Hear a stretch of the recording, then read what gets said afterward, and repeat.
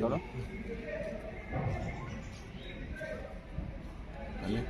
বসতে বললাম যাচ্ছি। আচ্ছা তোর সাথে পাঠাবো। হয়ে গেছে।